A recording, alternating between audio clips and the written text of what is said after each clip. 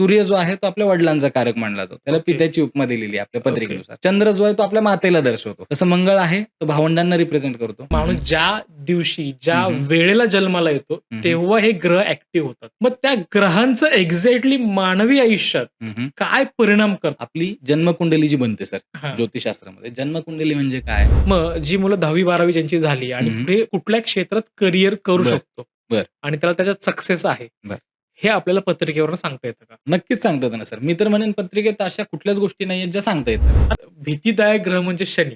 अगदी खरं आहे. लोकांना असं वाटतं की शनीची हं, जर हं, हं. साडेसाती सुरू झाली, हं. तर काही खरं नाही. बरं. तर खरंच तसं आहे का? असं अजिबात नाही सर. आज आपली कुठलंही रत्न जाणत्या माणसाचा सल्ला न घेता, न विचारता घालणं हे तुमच्या अंगलट येऊ शकतं. माझी मीन रास आहे आणि बरं. तुमच्या बाबतीत ज्या गोष्टी घडल्यात, बरं. एक्झॅक्टली सेम माझ्या बाबतीत झालंय. असंही म्हणतात की शनी इज मनी. अगदी खरं आहे. तर एक्झॅक्टली कसं काय अगदी मनीचं खरं आहे. जरा ते सांगा? ह्याचं काय जसं मी तुम्हाला मगाशी म्हणालो ना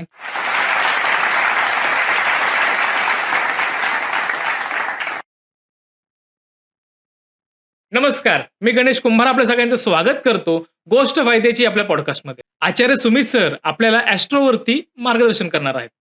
सर, तुमचं आपल्या स्टुडिओमध्ये खूप खूप स्वागत आहे. धन्यवाद सर आणि मला इथं बोलवून या मंचावर आपले विचार मांडायला दिल्याबद्दल मी आपला आभारी आहे.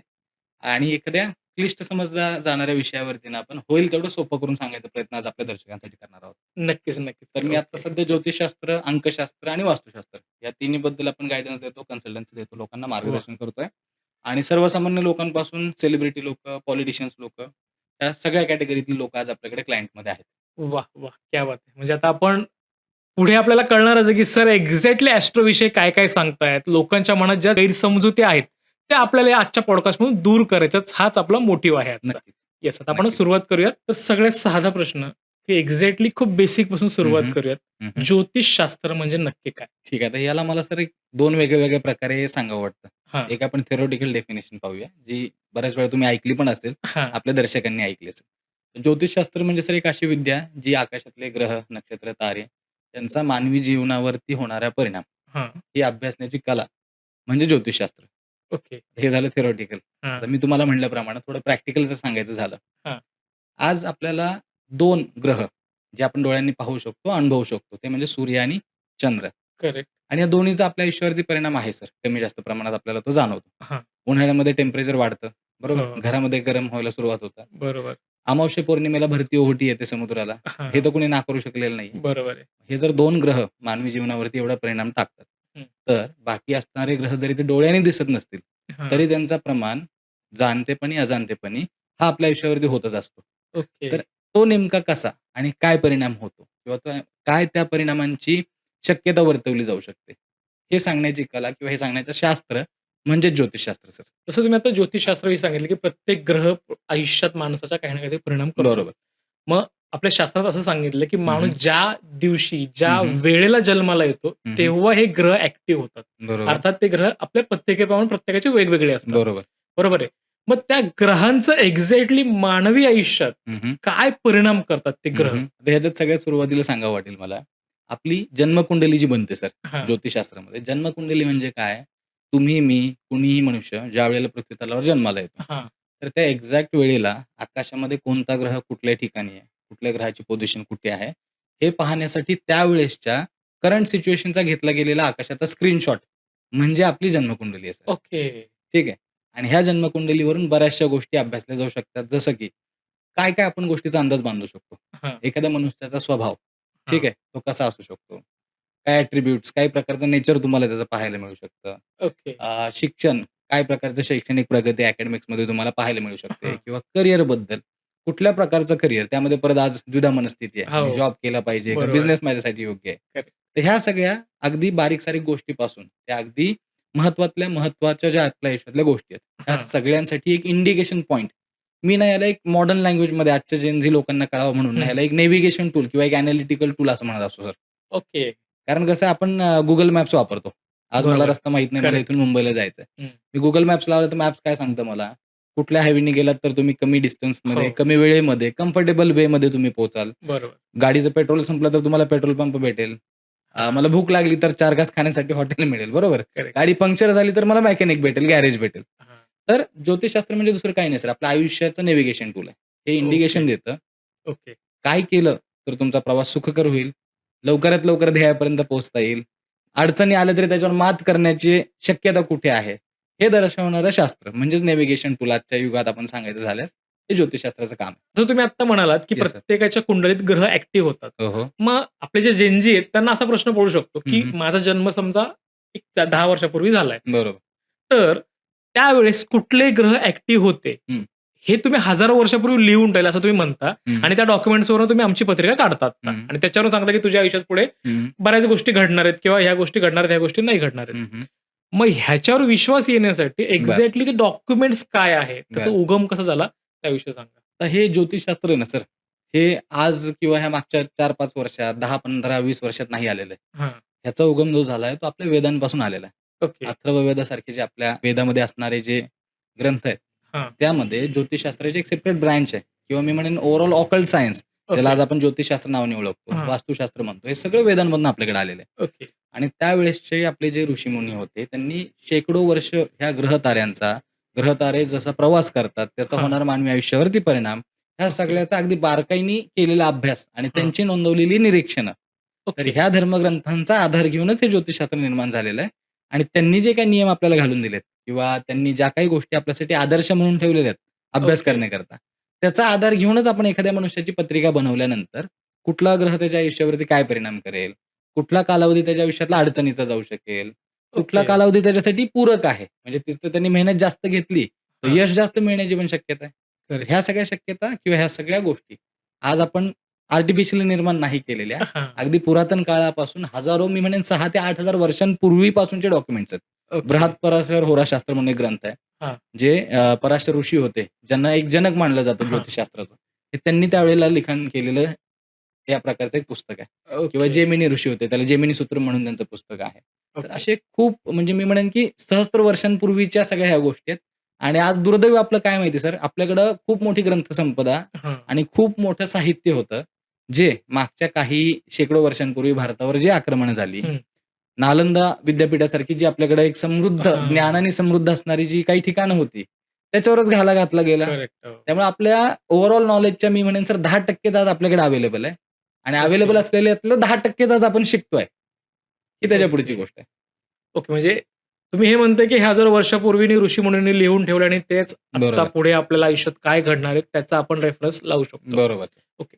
जसं तुम्ही म्हणताय, की प्रत्येक ग्रह हं, हं. एक पर्टिक्युलर गोष्टीसाठी असतो, हं, हं. त्या व्यक्तीसाठी. हं, हं. बरोबर. हं, तर हं. मला सांगा, की जे काही 12 ग्रह तुम्ही आत्ता म्हणताय, तर हं. त्याच्यातल्या प्रत्येक ग्रहाचं त्या बरं. कुंडलीत काय आयुष्यातलं काय म्हणतो आपण त्याला? महत्व आहे. महत्व आहे. बरं. यासाठी ना थोडं मला एक रिकॅप द्यावं लागेल सर. म्हणजे हां. काय आहे, आपले जुनी जाणती लोकं जी आपल्याला सांगत होती हां. किंवा काही शास्त्रातल्या गोष्टी, ह्या किती समृद्ध आणि प्रगल्भ विचारसरणीच्या होत्या. हां. एक साधं उदाहरण मला सांगा सर. आपल्या एक मागच्या पिढीपर्यंत एकत्र कुटुंब पद्धती अस्तित्वात होती. हो, बरोबर? बरोबर. पूर्ण बारादान 2-4 चुलते, आत्या, करेक्ट, मावश्या करेक्ट. सगळ्या एकत्र असायच्या हां. गावाकडे. पैसा लोकांकडे कमी होता. पण हो. सुख आणि समाधान लोकांमध्ये होतं. बरोबर. आज माणूस महत्वाकांक्षी झालाय. न्यूक्लिअर फॅमिलीचं स्ट्रक्चर यायला लागलंय ना, हो, सेपरेट हो. व्हायला लागलेत लोकं. आता उलटं झालंय. आता पैसा आहे, पण शांती, सुख, समाधान या हां. गोष्टी हरवत चालल्यात. आता याला कारण काय? हां. तुम्ही ग्रहांचा विषय काढला म्हणून मी सांगतो. हां. आपल्या पत्रिकेतला प्रत्येक ग्रह हा आपल्या आयुष्यातलं एक नातं किंवा एखाद्या रिलेटिव्हला रिप्रेझेंट करतो. ओके. उदाहरणार्थ, सूर्य जो आहे तो आपल्या वडिलांचा कारक मानला जातो. त्याला ओके. पित्याची उपमा दिलेली आहे आपल्या ओके. पत्रिकेनुसार. चंद्र जो आहे तो आपल्या मातेला दर्शवतो. ओके. आपली जन्मदात्री. तसं मंगळ आहे, तो भावंडांना रिप्रेझेंट करतो. ओह! बुध आहे, तो तुमची बहीण, आत्या म्हणजे घरातल्या महिला वर्गाला रिप्रेझेंट ओके. करतो. गुरु आहे, तो आयुष्यातली गुरुतुल्य जी व्यक्तिमत्व आहेत, हां. त्यांना रिप्रेझेंट करतो.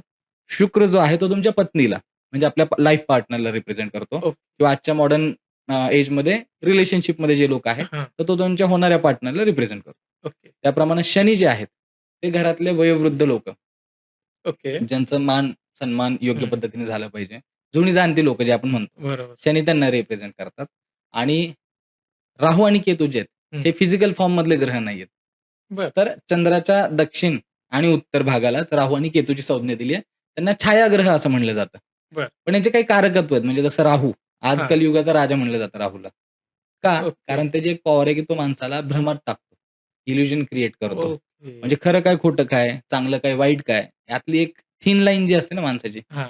ती समजून घेण्याची कॅपॅसिटी माणसाची की त्याच्या दशेमध्ये किंवा त्याच्या कालावधीमध्ये हरवून बसते.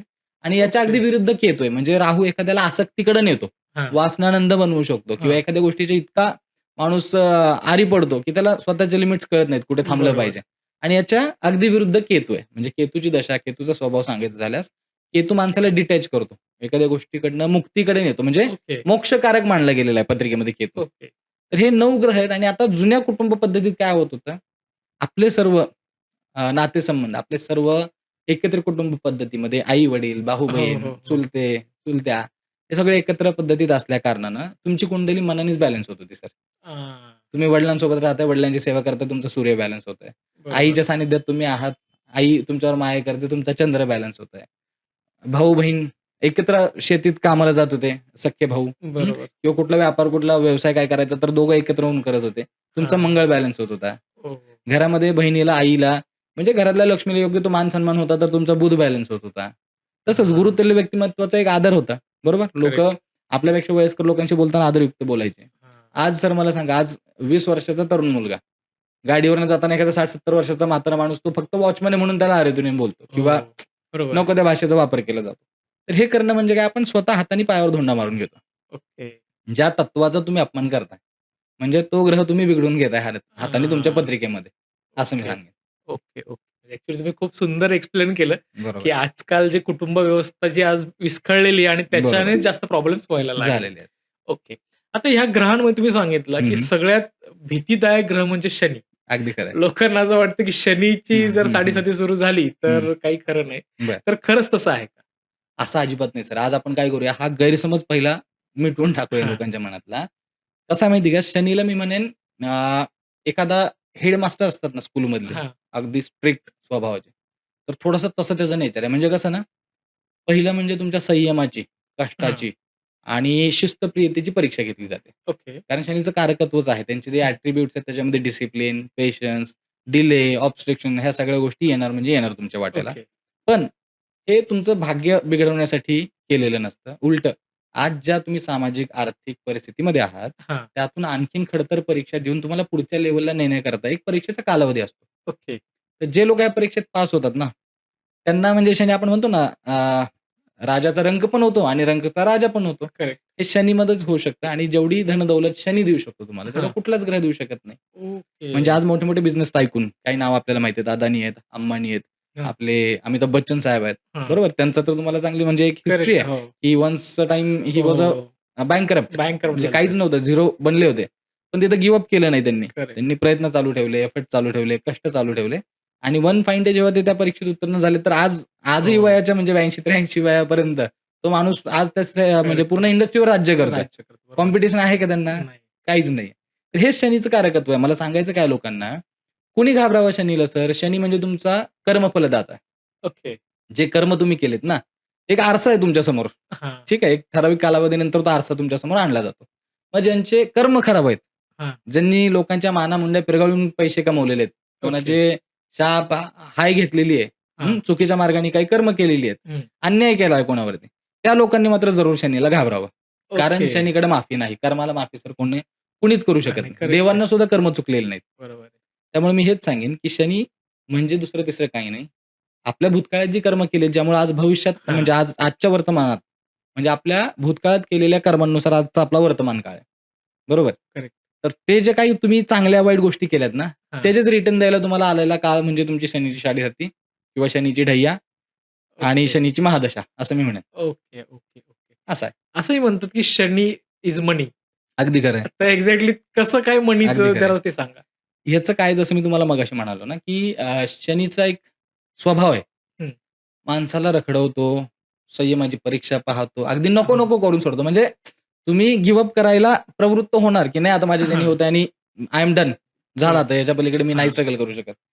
त्या पॉइंटला जेव्हा तुम्ही पोहोचता आणि जर तो म्हणजे कर्म जर तुमच्या सुकृत भागात असतील, जर हां. तुमच्या पॉझिटिव्ह कर्मांची जर संख्या ठीक असेल, हां. तर हाच शनी जेव्हा माणसाला एखादी गोष्ट देण्यावर येतो ना, शनी सर उशिरा देतो, हं. पण चिरंतर टिकणारी गोष्ट देतो. ओके. म्हणजे गाडी घ्यायची आहे तुम्हाला, हां. एखादं स्वप्न आहे तुमचं. हं. रोज तुम्ही त्याच्यासाठी मेहनत करता. रोज तुम्ही एखादा गोल सेट करून नाही का त्याच्या मागे पळताय. हां. 1 वर्ष नाही, 2 वर्ष नाही, 4 वर्ष ती गोष्ट होणार नाही. हां. पण जेव्हा तुम्ही गाडी घ्याल ना, तर अशी साधी छोटी नाही, मोठी x-you-V, comfortable, okay. Branded, imported car. म्हणजे शनीचं देण्याची ही पद्धत आहे, ओके. की आधी एवढी संयमाची परीक्षा पाहिली जाणार, की हं. तुम्ही प्रवृत्त व्हाल, की यार नको आता मला म्हणायला. हां. पण जेव्हा ती देण्याची वेळ येईल ना, तर ती गोष्ट अनंत काळापर्यंत टिकणारी असेल. ती अशी पटकन नष्ट होणारी नसेल ओके. किंवा असं सहजासहजी ती हिरावून जाणार नाही तुमच्यापासून.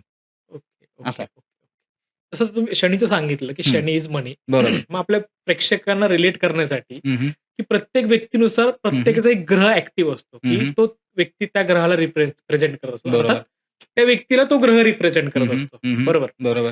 तर लोकांनी रिलेट करण्यासाठी हं, त्यांच्या पत्रिकेत हं. कुठला ग्रह ॲक्टिव्ह आहे ते बरं. कसं समजू शकतात? याच्यामध्ये कसं आहे ना सर, कोणता एक ग्रह ॲक्टिव्ह आहे हां, याच्यापेक्षा काही ठोकताळे असतात ज्योतिषशास्त्रामध्ये. ठीक आहे. हां, म्हणजे कसं, आता आपल्या पत्रिकेमध्ये 12 घरं आहेत. हां, प्रत्येकाच्या तुमच्या, माझ्या, आणखीन कोणी व्यक्ती हां, असतील.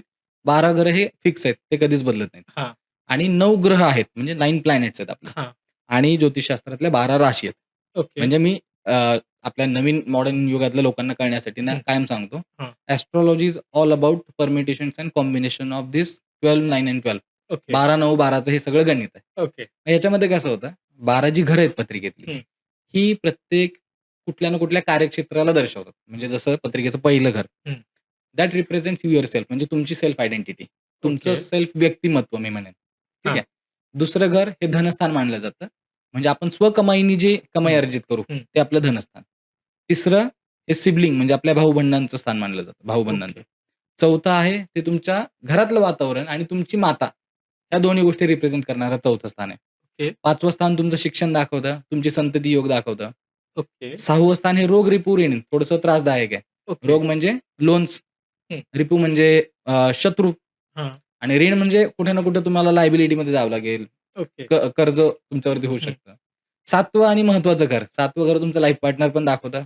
ओके. मॅरेज हाऊस त्याला म्हटलं जातं. हां. त्याच प्रकारे लाँग टर्म कोलॅबोरेशन म्हणजे बिझनेस रिलेटेड ज्या गोष्टी आहेत, त्यासुद्धा 7व्या घरातून पाहिल्या जातात. ओके. 8व्या घरात आपण गेलो तर 8वं घर हे ट्रान्सफॉर्मेशनचं आहे. हं. अचानक होणारे बदल, अचानक होणाऱ्या घटना चांगल्या किंवा वाईट. 8वं घरच ज्योतिषशास्त्राचं आहे. म्हणजे ज्या गूढ विद्या आहेत किंवा हं, ज्या गूढ विषय आहेत, ते हं. सगळे 8व्या घरामध्ये पाहिले जातात. ओके, 9वं घर तुमचं भाग्याचं आहे आणि 9वं घर तुमच्या पिताजींचं पण आहे. ओके. 10वं घर तुमचं कर्मक्षेत्र म्हणजे ओव्हरऑल आपण आयुष्यामध्ये हां. सर्व्हायव्हलसाठी ज्या गोष्टी करतो, कोणी नोकरी करतं, कोणी हं. व्यवसाय, कोणी पार्ट टाईम गोष्टी, या सगळ्या कर्मक्षेत्राचे रिझल्ट 10व्या घरातनं पाहिले जातात. ओके. आणि 11वं घर हे इच्छापूर्तीचं, डिझायर फुलफिलमेंट म्हणजे हं. ज्याच्यासाठी माणसाची सगळी धावपळ चालू आहे. हां. उद्या येऊन ते कुठेतरी त्या इच्छापूर्ती झाल्या पाहिजेत ना. करेक्ट. आणि हे सगळं इच्छापूर्ती झाल्यानंतर 12वं घर आपलं मोक्षाचं मानलं गेलेलं आहे. मोक्षकारक. ओके. त्यातनं तुमचा दवाखाना पाहिला जातो. जेल होण्याचे, तुरुंगवासाचे योग पाहिले जातात. हां. खर्चाचे योग आणि तसंच फॉरेनला जाण्याची अपॉर्च्युनिटी सुद्धा 12वं घरच देतं आपल्याला. ओके, तर ओके, फॉरेनच्या सुद्धा संधी 12व्या घरावरूनच पाहिल्या जातात. ओके, तर असे ओके. सगळे ॲट्रिब्यूट्स आहेत आणि याच्यामध्ये मग काय होतं, कोणता ग्रह हं. त्या घरांवरती परिणाम ते टाकतो. कुठल्या ग्रहावरती कुठला आहे? मग प्रत्येकाच्या येस. पत्रिकेत ते ग्रह वेगळे बदललेले असतात. असणार. प्रत्येकाच्या पत्रिकेमध्ये आता समजा माझ्या पत्रिकेमध्ये शनी पहिल्या घरात आहे. हं. तुमच्या पत्रिकेत तो दुसऱ्या असू शकतो. ओके. आणखीन कुठल्या व्यक्तीचा तो शनी 7व्या घरावरती असू शकतो. हां, आणि नुसते ग्रह बसलेत एवढं पुरेसं नसतं सर. हां. प्रत्येक ग्रहाची एक दृष्टी आहे. ओके. म्हणजे एक 7वी दृष्टी तर सगळ्यांना माहिती असते, की हं. जिथं ग्रह बसतो तिथून अपोझिट डायरेक्शनला एक्झॅक्ट 7व्या घरामध्ये त्याची दृष्टी जाते. हां. पण वेगवेगळ्या ग्रहांच्या वेगळ्या-वेगळ्या दृष्टी आहेत. जसं की शनीकडे 3 दृष्टी आहेत. 3री, 7वी आणि 10वी. ओके. ह्या 3 दृष्टी आहेत त्यांच्याकडे. गुरुकडे 5वी, 7वी आणि 9वी. मग ह्या एका ग्रहाकडे एवढी ताकद आली, की तो जिथे बसलाय तिथेही त्याचा कंट्रोल आहे आणि ज्या जमवून आहे. 3 ठिकाणी त्याची दृष्टी जाते, तिथेही हं. त्याचा इन्फ्लुअन्स आहे. ओके. म्हणून म्हटलं, की it is all about permutation and combination. 12, 9, 12 हा सगळा खेळ आहे. ओके. असा आहे. आता पत्रिकेमध्ये सगळ्यात महत्त्वाची गोष्ट असते साडेसाती. बरोबर. लोकांना असं वाटतं, की आता साडेसाती सुरू झाली, की हां, हां. म्हणजे आता आयुष्यात काहीच चांगलं नाही होणार. बरं. हे कितपत खरं आहे? हे अजिबातच खरं नाहीये सर. हा सगळ्यात मोठा गैरसमज आहे लोकांचा. ओके. कारण काय आहे, साडेसाती म्हणजे काय? मगाशी आपण शनी महाराजांबद्दल बोललो. हां. आता शनी महाराजांच्याच पत्रिकेतल्या मूव्हमेंटवरून किंवा त्यांच्या एका राशीतून दुसऱ्या राशीत जाण्याच्या प्रवासावरून साडेसाती कोणत्या राशीला लागणार हे ठरतं. ओके. म्हणजे पत्रिकेत चंद्र ज्या राशीत आहे आपल्या जन्माच्या वेळेला, हं. ती आपली जन्मरास किंवा चंद्ररास म्हणलं जातं. ओके. आणि जेव्हा ट्रान्झिटमध्ये म्हणजे गोचरमध्ये असताना शनी महाराज त्या राशीच्या, चंद्र राशीच्या एक घर मागं, एक राशी मागे हां, किंवा ती राशी चंद्राची किंवा त्या राशीच्या पुढच्या राशीमध्ये. हां. अशा 3 ठिकाणी शनी महाराजांचा प्रभाव असतो, ज्याला ओके. आपण साडेसाती म्हणतो. ओके. आणि काय शनी महाराजांचा जो प्रवास आहे पत्रिकेतला ना, हा खूप म्हणजे मी म्हणेन की अल्प गतीने चालतो. खूप संथ गतीने चालतो. ओके. कारण 2.5 वर्ष त्यांना एका राशीतून दुसऱ्या राशीत जाण्यासाठी लागतात.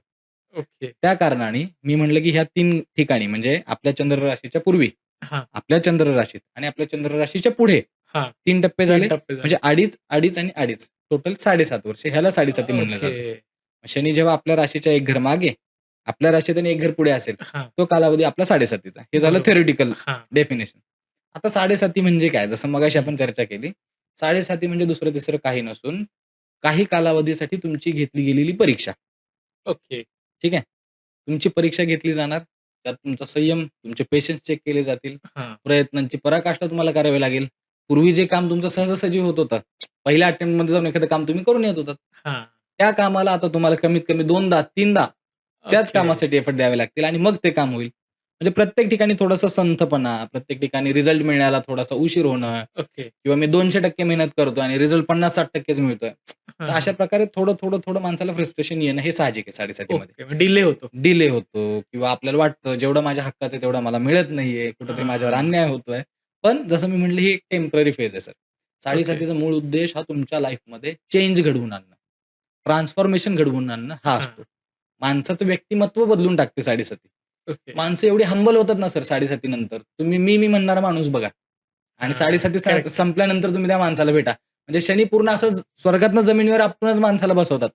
रिअॅलिटी चेक असतो, हां. सेल्फ चेक असतो एक. करेक्ट. याचा अर्थ शनी तुमचं वाईट चिंतत असं नाही किंवा तुमचं हं. दुर्भाग्य घडवण्यासाठी ते आलेत असं बिलकुल नाहीये. ओके, पण एक ओके. माणसामध्ये जे काय म्हणू आपण पॉझिटिव्ह गुण असावे लागतात ना, एक हं. हंबलनेस असावा लागतो. थोडा नम्रपणा, दुसऱ्यांचं ऐकून घेण्याची वृत्ती.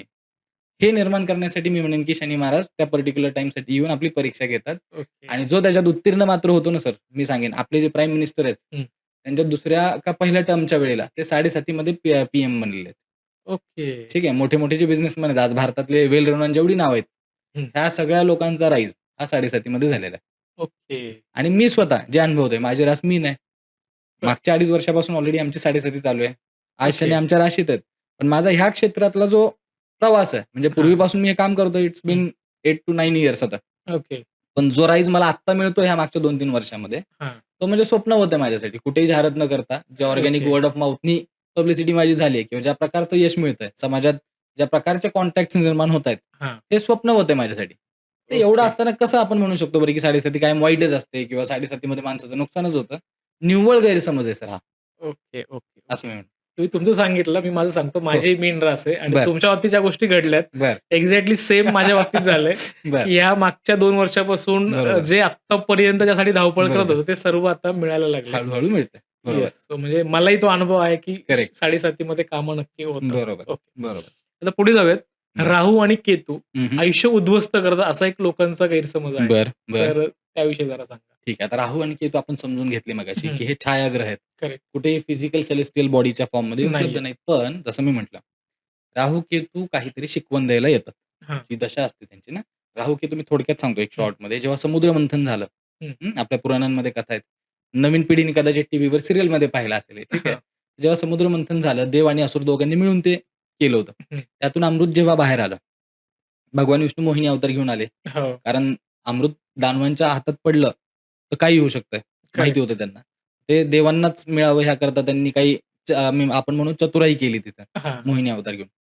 मग जेव्हा ते देवतांना अमृत वाटत होते, त्यावेळेला काय झालं ना, राक्षसांपैकी एक राक्षस होता सूर्यभान त्या राक्षसाचं नाव. ओके. त्याच्या लक्षात येतं, "यार इथं काहीतरी समथिंग इज नॉट राइट." हां. काहीतरी इथं चालाखी केली जाते हं, आपल्यासोबत.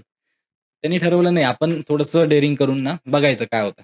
हं, मग तो राक्षसांच्या म्हणजे आपण त्या बाजूनी म्हणूया राक्षसांच्या बाजूतनं उठून हं. देवांच्या लाईनमध्ये येऊन बसला, वेषांतर करून, देवांचं रूप ओके. पांघरून आणि भगवान विष्णू अमृतपान करण्यासाठी त्याला देण्यासाठी आले हं. आणि तो बसला कुठे होता तर सूर्य आणि चंद्र या दोघांच्या मध्ये, सूर्यदेव आणि चंद्रदेवांच्या मध्ये. ओके. मग त्याने अशी ओंजळ केली भगवान विष्णूंनी अमृत पाजलं आणि एकच घोट त्याने असा पिला आणि सूर्य आणि चंद्रदेवांच्या लक्षात आलं, हा आपल्यातला नाही. ओके. म्हणजे आपल्यासोबत काहीतरी चीटिंग केली जाते. हां. मग तेव्हा त्यांनी ती गोष्ट भगवान विष्णूंच्या लक्षात आणून दिली. हं. त्याच क्षणी भगवान विष्णूंनी स्वतःच्या अवतारामध्ये येऊन सुदर्शन चक्राने त्याचा वध केला. ओके. पण काही अमृत जे आहे ना, ते त्याच्या घशातून, गळ्यातून खाली उतरलेलं होतं एक गोट आणि अमृताचा गुणच आहे अमरत्व देणं. हां. त्यामुळे करेक्ट. तो मेला नाही. त्याच्या शरीराचे 2 हां. हिस्से झाले. तर वरचा जो हिस्सा आहे, मानेचा वरचा भाग, हां. तो म्हणजे राहू ओके. आणि जो आपला फक्त बॉडी म्हणू आपण त्याला, ज्याला धड म्हणलं जातं, हां. तो म्हणजे केतू आहे.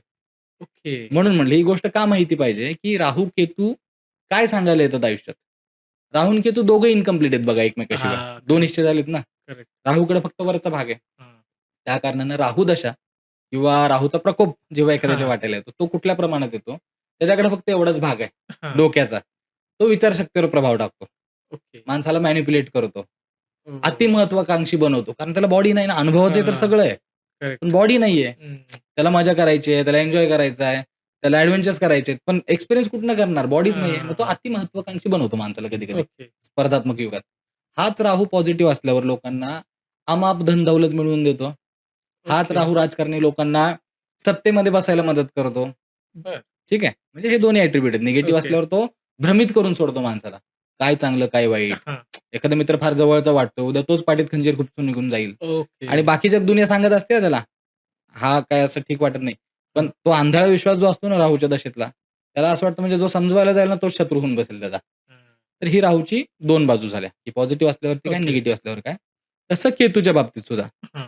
केतू माणसाला वैराग्याकडं, मोक्षाकडे नेण्याचं काम करतो. ओके. केतूला एक आध्यात्मिक त्याला म्हणू आपण महत्त्व आहे हं. ज्योतिषशास्त्रामध्ये आणि गुरुचा चेला पण मानला जातो त्याला. म्हणजे गुरु जो ग्रह आहे आपल्या पत्रिकेतला, तो हां. त्याचा शिष्य आहे. ओके. असंही काही ठिकाणी त्याचं वर्णन केलं जातं. त्यामुळं ना धार्मिक बाबतीमध्ये किंवा एक वेगवेगळ्या सिद्धी प्राप्त करण्यासाठी हां. किंवा आमच्यासारख्या ज्योतिषशास्त्र लोकांच्या यशामध्ये हं. केतू सारख्या ग्रहाचा खूप मोठा वाटा आहे असं मी म्हणेन. ओके. पत्रिकेमध्ये तो कुठे बसला, तो तुम्हाला अध्यात्मामध्ये किती उंचीपर्यंत नेण्यासाठी हं. मदत करेल आणि तो डिटॅच करतो माणसाला. म्हणजे काय, लोकांना वाटतं ना बऱ्याच वेळेला माझं रिलेशनशिप कसं ब्रेक झालं, हं. नवरा-बायकोमध्ये डिव्होर्स होतात किंवा काही ठिकाणी बरोबर आहे. होता घटना होत नाहीत. करेक्ट. ब्रेक लागतो तिथे. हां. तर मला हे जनतेला सांगावं असं वाटतं, गोष्टी उशिरा होणं किंवा ठरलेली गोष्ट न होणं हे तुमच्या चांगल्यासाठी आहे. ओके. आपण त्या बाजूने विचार केला पाहिजे. हां. मला सांगा सर, समाजात आपण किती उदाहरणं बघतो. आता लव्ह मॅरेजच्या केस आहेत सर. माझ्याकडे हो. म्हणजे डेली कन्सल्टेशनला येतात. ओके. आज लग्न झालंय आणि 3 महिन्यात 6 महिन्यात केस कोर्टमध्ये फाईल आहे ओह! डायव्होर्ससाठी. मला सांगा किती मोठा हा म्हणजे ट्रॉमॅटिक सिच्युएशन आहे आणि तो फक्त हां. दोघांसाठी एखादा नाही, ते नाही पूर्ण 2 कुटुंबासाठी आहे ना. फॅमिलीसाठी. मी म्हणतो अशी अवस्था स्वतःची करून घेण्यापेक्षा ती गोष्ट तिथंच ब्रेक होतीये. हं. हे तुमच्या चांगल्यासाठी होत असावं असा का नाही विचार करत तुम्ही? बरोबर आहे. की भविष्यामध्ये जाऊन 2 कुटुंबांना एवढं भरडावं लागण्यापेक्षा हां. आज थोडं तुमच्या मनाला ठेस पोहोचतीये दॅट इज ओके. बरोबर आहे. पण पुढचं किती मोठ्या नुकसानातनं तुम्ही वाचताय. करेक्ट. तर असे राहू आणि केतूचे ह्या 2 पैलू आहेत, 2 वेगळ्या-वेगळ्या बाजू आहेत. ओके. त्यामुळे दरवेळेलाच ते माणसाचं आयुष्य उद्ध्वस्त करायला येतात किंवा ते विनाशच करतात, असं अजिबात नाहीये. आपण ओके. प्रत्येक गोष्टी जर पॉझिटिव्ह पाहायला सुरुवात केली ना सर, कुठलाच ग्रह पत्रिकेतला निगेटिव्ह नाही. ओके. तो काही ना काही शिकवायला, काही ना काही द्यायला, काही ना काही समजूत आपली हां. घालायला आलेला असतो त्या कालावधीसाठी. तुम्ही आत्ता लग्नांचा विषय घेतला, की सध्या डिव्होर्सचं प्रमाण बरोबर, प्रचंड वाढलंय. बरोबर. मग असं होतं, की पत्रिका बघून लग्न जुळतायत, पण बरं. मग तरी डिव्होर्स होतायत. मग लोकांच्या मनात प्रश्न असा निर्माण होतोय, की मग हां, हां. पत्रिका बघायची का नाही? बरं. मग हे ग्रह चुकीचे आहेत, हं, हं. पत्रिका चुकीची आहे किंवा हे बरं, बघणारे चुकीचे आहेत. बरं. सो एक असा गैरसमज निर्माण होतोय. हं, हं. पण हे जे ग्रह आहेत, 2 पत्रिकेंचे एकत्र केल्यानंतर हं, हं. एक्झॅक्टली काय पाहिलं जातं बरं. आणि मग लग्न जुळवलं जातं? ठीक आहे. आपण थोडं ना आधीच्या कालावधीपासून सुरू करू सर. हं. आपल्या पाठीमागच्या पिढीत किंवा आपल्याही पिढीत लग्न ठरवताना ना पत्रिका पाहणं हे सर्रास होतं. हो, गाव साइडला तर ते कंपल्सरीच होतं. कंपल्सरी. पण ती जी पद्धत आहे ना सर, ती फार आता आउटडेटेड झालेली आहे. पत्रिका जुळवणं म्हणजे ज्याला आजच्या भाषेत आपण मॅच मेकिंग करणं म्हणतो. ओके. आजकालची तरुण मुलं-मुली बघा, आता ऑनलाईन खूप ॲप्लिकेशन हो, आलेले आहेत. खूप प्लॅटफॉर्म आलेले आहेत, वेबसाईट आल्यात. इकडे करेक्ट. मुलाची माहिती टाकली, इकडे मुलीची माहिती टाकली, की ते गुणमिलन दाखवतं. हो, आणि जुना फॉर्म्युला काय होता गुणमिलनाचा? 36 पैकी 18 गुण जुळले, हां. तर ही जोडी विवाहयोग्य आहे असं मानलं जात होतं. ओके. मला सांगा सर, म्हणजे मी या क्षेत्रात असल्यामुळं पण हं, तुम्ही बघा आजूबाजूला अशा घटना ऐकल्या असतील.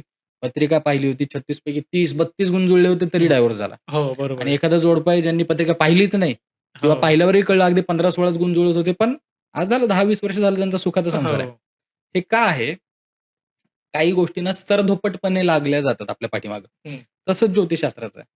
ज्योतिषशास्त्रामध्ये ज्या कन्सेप्ट सांगितल्या त्या स्थळ, काळ, वेळ सापेक्ष पद्धतीने ह्या बदलल्या गेल्या पाहिजेत सर. ओके. म्हणजे कसं पूर्वीच्या काळात मला सांगा स्त्री वर्ग खूप मी म्हणेन की एक रिस्ट्रिक्टेड फॉर्ममध्ये राहिलेला आहे. हो, आपल्या महिला वर्गाला फार जास्त रिस्ट्रिक्शन होत्या. त्यांना बरोबर. फक्त चूल, मूल, संसार, सासू-सासऱ्यांचा सांभाळ करणं, नवऱ्याला 2 वेळचं व्यवस्थित जेवायला देणं, एक ठराविकच अपेक्षा बरोबर. असायच्या. आज तसं राहिलाय का काळ? नाही. आज महिला स्वावलंबी झालेल्या आहेत. वुमन एम्पॉवरमेंट आपण एवढं अभिमानाने सांगतो. हो, त्यासुद्धा करियर ओरिएंटेड झालेल्या आहेत ना. बरोबर. मग त्यांनाही स्वतःच्या कर्तृत्वाने कमाई करायची आहे. बरोबर. नवऱ्याला हातभार लावायचा. नवऱ्याच्या खांद्याला हां, खांदा लावून आज त्या समाजामध्ये वावरत आहेत. जेणेकरून दोघांची असणारी स्वप्न, दोघांचा असणारा संसार आणखीन चांगल्यारीत्या केला जावा. बरोबर. ह्यामुळं काय होतं, आज जर सामाजिक परिस्थिती बदलली आहे, तर पत्रिका जुळवायची पद्धत सेम ठेवून चालेल का आपल्याला? नाही. तर हाच त्याच्या मागचा हां. मी म्हणेन की वीक पॉइंट आहे सर. ओके. नुसतं गुणमिलन आज कामाचं नाही. गुणमिलनामध्ये काय आहे, मुलाचा वर्ण कुठला आहे, मुलीचा कुठला आहे. दोघांची नाडी एक नाहीये ना. ओके. राशीमध्ये षडाष्टक तरी येत नाहीये ना. हो. ह्या ठराविक गोष्टी ज्या आहेत ना, ह्या हां. पाहिल्या जात होत्या. आता हा फॉर्म्युला मी म्हणेन आउटडेटेड झालेला आहे. काही लोकांना हे पटणार नाही. काही लोकं आपल्याला ट्रोल करतील, कमेंट सुद्धा करतील यासाठी. पण ही ओके. प्रॅक्टिकल गोष्ट आणि ही हं. पटवून मी प्रूव्ह करून देऊ शकतो तुम्हाला. ओके. माझ्याकडे ह्या केसेस आहेत रेकॉर्डला आज. ओके. त्यामुळे आज काय आहे ना सर समाजामध्ये, पत्रिका पाहताना मुलगा आणि मुलगी यांची इंडिव्हिज्युअल पत्रिका सेपरेट चेक करणं. ओके. ज्यामध्ये मुलाचं आणि मुलीचं दोघांचं, इथून पुढचं आयुष्य कसं आहे? हां. शारीरिक क्षमता कशा आहेत? हेल्थ पॉइंट ऑफ व्ह्यूनी काही काळजीचं कारण नाहीये ना. हो. आयुर्मान ठीक-ठाक आहे का दोघांचं? हं. आर्थिक प्रगती दोघांची चांगली आहे का? उत्तम आहे का? ओके. ह्या सगळ्या गोष्टी जेव्हा सेपरेट पाहतो आणि हां, तसंच दोघांपैकी कोणाच्या पत्रिकेमध्ये जर डायव्होर्सचा योग दिसत असेल, हां. हे कधी दिसतं जेव्हा आपण सेपरेट पत्रिका चेक करतो दोघांच्या. हे ओके. गुणमिलनामध्ये दिसून येत नाही सर. गुणमिलनात तुम्हाला दिसणार 36 पैकी 30-32 गुण जुळलेत. ओके. पण व्हॉट इफ की इंडिव्हिज्युअल पत्रिकेमध्येच डायव्होर्सचे योग ऑलरेडी बनलेले आहेत. ओके. असं दिसू शकतं आधीच. दिसतं, ओह! सर. माझ्याकडे रेकॉर्डला केस आहेत. मी म्हणलं ना तुम्हाला. ओके. आणि अशाही घटना आहेत म्हणजे अनविलिंगली मी काही लोकांना सांगितलं होतं. पण असतं ना तुम्ही म्हणलात तसं. फार मॉडर्न जमाना आहे ना आजकालचा. जेन झी आहेत. हो. नाही ऐकायचं आम्हाला. आणि हां. 3 महिन्यामध्ये डायव्होर्सला फाईल गेलेली आहे. ओके. अशा गोष्टी आहेत माझ्याकडे. सांगायचं तात्पर्य हेच आहे. कसं असतं ना सर एखादा डॉक्टर आहे. हं. एखादा एम-बी-बी-एस डॉक्टर आहे, एखादा बी-ए-एम-एस डॉक्टर आहे. एम-डी, एम-एस आहेत. हां. म्हणजे काय? ती जी विद्या प्राप्त केली आहे किंवा ती विद्या प्राप्त करून लोकांची मदत करण्याचा उद्देश हा तर त्यांचा सारखाच आहे. हां. म्हणजे डॉक्टर किंवा मेडिकल ही फील्ड चुकीची आहे का? नाही. पण आज आपण बघतोय समाजात कोव्हिडमध्ये मेलेल्या डेड बॉडीला व्हेंटिलेटरवर ठेवून सुद्धा लोकांनी हो. पैसे कमवलेत. बरोबर आहे. यामध्ये तुम्ही म्हणणार का वैद्यकीय क्षेत्र चुकीचं आहे? हं, तो हं. माणूस चुकीचा असेल. करेक्ट. क्षेत्र अजिबात चुकीचं नाहीये ना सर किंवा हां. त्याचं जे नोबेल कॉज आहे, त्याचा जो माणसांची सेवा करण्याचा भाव आहे, हे त्या हं. क्षेत्राची चूक बिलकुल नाही त्यामध्ये. नाही. बरोबर. तसंच या क्षेत्राचं झालेलं आहे, की काही ठराविक हाताच्या बोटावर मोजण्या एवढ्या लोकांमुळं, काही लोकांमध्ये हे भ्रम निर्माण झालेले आहेत, की यार हे खरंच असतं का? हां. खरंच या गोष्टी असतात. नाहीतर एखादा आला, मला 10,000 द्या, मी तुमची पूजा घालतो, शांती करतो. असं नाही होत सर. जो माणूस आजारी आहे ना, त्यालाच गोळी औषध द्यावं लागतं ना. करेक्ट.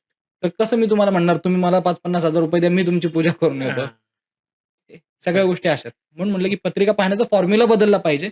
लोकांनी त्याकडे बघण्याचा दृष्टिकोन बदलणं गरजेचं आहे आज ओके. काळानुरूप. ओके. ही महत्त्वाची गोष्ट आहे. पण एक्झॅक्टली आता पत्रिका बघितल्यावर तुम्ही इंडिव्हिज्युअल पत्रिका बघितल्यावर कळतं, की या व्यक्तीचा स्वभाव असा हो. आहे, याचा असा स्वभाव आहे. हो. आणि मग ज्यावेळेस पत्रिका जुळतीये असं तुम्ही ज्यावेळेस कन्फर्म होता हं. आणि दोघांना समोर बसवता, की 2 कुटुंबांना समोर बसवता. हं. मग त्यावेळेस पत्रिकेबरोबर हं. काय म्हणतात सायकॉलॉजिकली काय चेंजेस करायला पाहिजेत, बरोबर. हे तुम्ही कसं सांगता? हे सांगायचं खूप चांगलं एक उदाहरण काय माहिती आहे का सर? तुम्हाला माहिती नाही, एक मांगलिक नावाची कन्सेप्ट आहे आपल्याकडे. हां. पत्रिकेला मंगळ असणं म्हटलं जातं. करेक्ट. हो, हो, हो. ज्यांनी म्हणजे विवाहचोक मंडळी तर खूप जास्त धास्ती हो, खातात हो, किंवा हो, त्यांचे हो. आई-वडील खूप जास्त घाबरतात. करेक्ट. आता ह्याची एक खूप छान गोष्ट सांगतो तुम्हाला मी. मंगळ असणं म्हणजे काय सर? हं. आपले 12 घर आहेत पत्रिकेत. हां. त्या 12 पैकी 1, 4, 7, 8 किंवा 12 हं. या घरांमध्ये जर मंगळ बसलेला असेल, तर हां. त्या पत्रिकेला पत्रिका मांगलिक असणं म्हटलं जातं. ओके. पहिली गोष्ट 12 पैकी 1, 4, 7, 8, 12 म्हणजे 5 घरं तर मंगळाने घेतली. हं. तसं पाहायला गेलं तर ओव्हरऑल पॉप्युलेशनच्या 43-45% जनता आज मांगलिक आहे सर. ओके. बरोबर. 12 पैकी जर 5 घरात मंगळ 5 असल्याने ग्रहात बरोबर. पत्रिका हां. मांगलिक होते करेक्ट, ना. करेक्ट. हां. मग 43 ते 45% लोकं आज मांगलिक आहेत. मांगलिक आहेत. तर पहिले ही भीती मनातनं काढा, की मी हं. मांगलिक आहे किंवा माझी पत्रिका मांगलिक आहे म्हणजे काहीतरी विशेष आहे किंवा काहीतरी रेअरेस्ट गोष्ट आहे, अद्भुत आहे, अजिबात हां. नाही. आणि वाईट तर त्याहून नाही. ओके. तर पहिली ही गोष्ट काढा. आता मांगलिक असणं म्हणजे काय सर? मगाशी आपण बोललो प्रत्येक ग्रहाचं एक कारकत्व आहे आपल्या आयुष्यात. तसं मंगळ काय आहे सर? मंगळ हा अँगरला रिप्रेझेंट करतो. ओके. मंगळ थोडासा व्हॉल्कॅनिक आहे. हं. हायली एनर्जेटिक आहे. हायली. ऑर्डिनरी नाही, हायली एनर्जेटिक म्हणतोय मी इथे. ठीक आहे. त्यामुळे काय होतं मांगलिक लोकांची शारीरिक, मेंटली, सायकॉलॉजिकल सगळ्याच ठिकाणी एनर्जी हाय असते. सगळ्याच ठिकाणी. ओके. म्हणजे ओव्हर अॅम्बिशियस असतात ती लोकं. त्यामुळे मी म्हणेन ना, मंगळ असणं हे प्रोफेशनल दृष्ट्या खूप चांगली गोष्ट आहे सर. ओके. कारण छोट्या-मोठ्या गोष्टीत सेटल होत नाही ती लोकं. हं. एकदम म्हणलं ना, की माझं पोटेन्शियल काय मला माहिती आहे आणि मला ते अचीव्ह करायचं ही एक ओके. अॅम्बिशियसनेस आणि आज तो पाहिजेच ना सर. पाहिजे. आज स्पर्धेच्या युगामध्ये तुम्हाला टिकायचं आहे, स्वतःची प्रगती करायची आहे. तर बरोबर. स्वतःचं प्रगती पाहणं हे चुकीचं कसं म्हणू आपण? नाही ना. हां, बरोबर. त्यामुळे मंगळ असणं चुकीचं अजिबात नाहीये, वाईट तर त्याहून नाहीये. आता राहता राहिली ही गोष्ट आली कुठून? हं. मांगलिक असणं धोकादायक आहे. तुम्हाला सांगू हे जे बृहत्पराशरी होराशास्त्र वगैरे जे आपण ग्रंथांचा आधी हां, रेफरन्स दिला हां. किंवा कुठून ज्योतिषशास्त्राचा उगम आहे. हं. ह्या जुन्या ग्रंथांमध्ये सर कुठेही काही काळ मांगलिक ही कन्सेप्टच नव्हती. बरं. ठीक आहे. आता over the period of time जसं इव्होल्युशन होत जातं ना एखाद्या हां. सब्जेक्टचं, तसं जुन्या जाणत्या लोकांनी जसं-जसं अभ्यास करत गेले, की ही गोष्ट आहे, एवढ्या पत्रिका पाहिल्यानंतर हे ऑब्झर्वेशन आहे, असं जेव्हा करत गेले, हं. त्यावेळेला ही गोष्ट उजेडात आली, की मंगळ ह्या ठराविक ठिकाणी असताना हां. थोडासा पार्टनरला थ्रेट होऊ शकतो किंवा विवाह संबंध बिघडू शकतात. पण आपल्या जुन्या ओके. लोकांनी ते कुठपर्यंत नेलं, मंगळच्या माणसासोबत विवाह केला तर जीवाला धोका आहे. ओह! बरं, त्यांची चूक नाही. हे अर्धवट ज्ञान असणं किती घातक आहे बघा. बरोबर. पूर्वीच्या काळात लग्न अगदी कमी वयात, बालविवाह ज्याला हं. आपण म्हणतो त्यात होत होते. मेडिकल फॅसिलिटी नसल्यात नाईस. जमा होत्या. हो. नसल्यात मी म्हणेन आजच्या कंपॅरिझनमध्ये आणि रिमोट लोकेशनला, विलेजसारख्या ठिकाणी लोकांना शहरात आणावं लागायचं सर दवाखान्याला किंवा काही बरोबर. छोट्या-मोठ्या गोष्टीला आणि ह्या कमी वयात विवाह होत असल्या कारणानं मांगलिक पत्रिका मी आता काय म्हटलं तुम्हाला सायकॉलॉजिकल, फिजिकल आणि मेंटल सगळ्याच मेंटल. लेव्हलला हाय असतात. हो. तर त्यांचे सेक्शुअल डिझायर सुद्धा तेवढे हाय असतात सर. हां, हां. सो जुन्या काळात काय झालेलं आहे, लग्न कमी वयात ठरलेले असल्या कारणानं मुली लवकर प्रेग्नंट राहायच्या.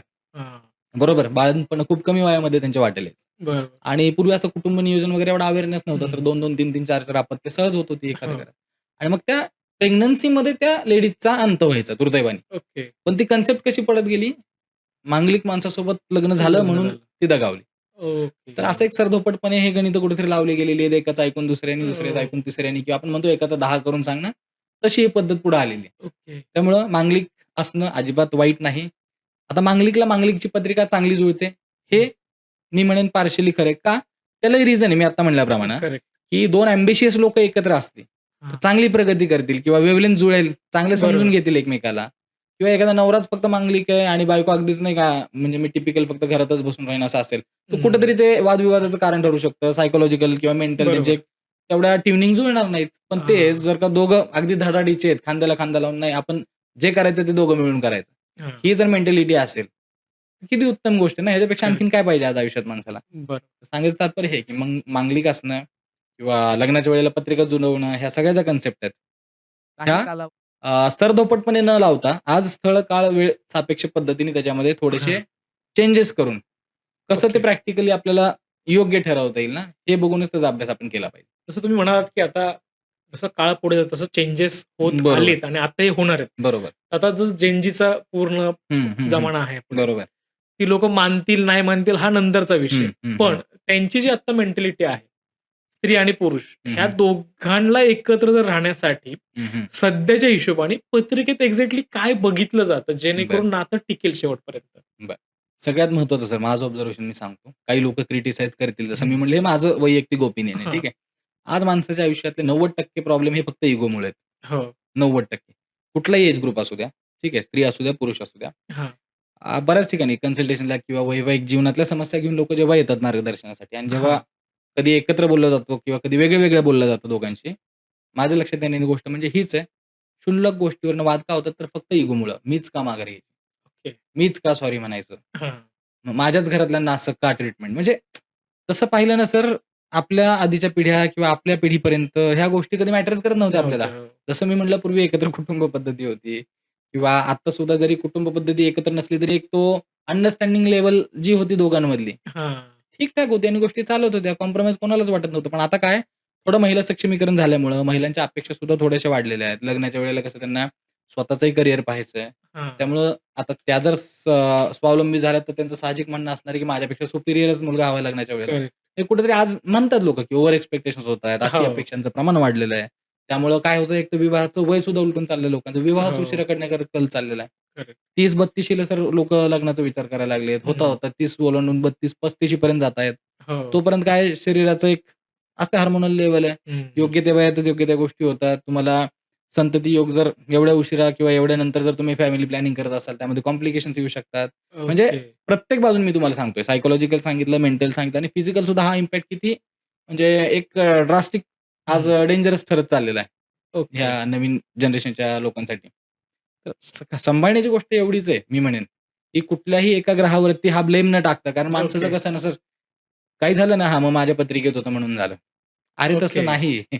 पत्रिकेने फक्त इंडिकेशन दिलेत. मी मगाशी काय सांगितलं तुम्हाला, नेव्हिगेशन टूल आहे ना, हं. ते तुम्हाला सांगतंय की कशाची शक्यता आहे.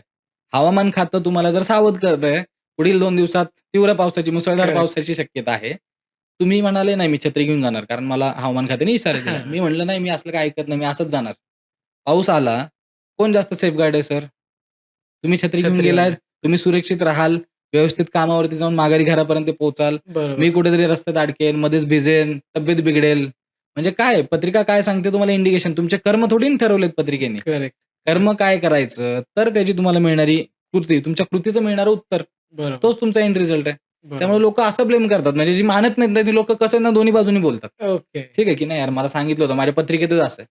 म्हणून मी काय करतो बऱ्याच वेळेला ना, जेव्हा पालक लहान मुलांची पत्रिका घेऊन येतात ना, हं. शिक्षणाचं किंवा हे कसं असेल, मी अजिबात सांगत नाही सर. मी टाळतो ती गोष्ट. बरं. म्हणजे का? ते एक असतो ना माइंडसेट सुद्धा ब्लॉक होऊ हं. शकतो माणसाचा. म्हणजे एखाद्या जर मी 10वीतल्या मुलाला जर सांगितलं, "नाही बाबा तुझं जरा ग्रहदशा खराब आहे हं. आणि नाही तुझं काही फारसं उत्तम दिसत नाही मला अकॅडमिक्स." हं. तर कशाला मुलगा अभ्यास करेल सर? त्याला आयतं कारण हां. झालं ना. नाही बरोबर आहे. मी गुरुजींना भेटलो आणि गुरुजींनी सांगितलं काही होऊ शकत नाही. फार फार तर काठावर पास होईल. हां. आणि दुसऱ्या बाजूला जर मी त्याला सांगितलं, "काही नाही खूप चांगलं आहे बरं का. योग मस्त आहेत तुझे." तर अभ्यास करायचं सोडून देईल. हं. परत का तर गुरुजींनी सांगितलं होतं माझे योग चांगले आहेत आणि मला हां. मार्क तर असेच मिळणार आहेत. म्हणून सांगतो, की लोकं गफलत कुठं करतात? तुम्ही ज्योतिषांना नावं ठेवण्यापेक्षा किंवा हे खरं आहे खोटं हे ठरवत बसण्यापेक्षा आपल्या कर्म करण्याच्या वृत्तीला प्राधान्य द्या. हां. ज्योतिष तुम्हाला मार्ग दाखवणार आहे, ते तुम्हाला दिशा दाखवणार आहे. ते काय सांगणार आहे? कधी वेळ चांगला आहे, जिथं तुम्ही प्रयत्न वाढवले पाहिजेत. बरोबर. कधी प्रतिकूल समय आहे, जिथं सिट बॅक, रिलॅक्स राहिलं पाहिजे. काही नवीन एडव्हेंचरस नको, काही ओव्हर रिस्क नको घ्यायला. हां.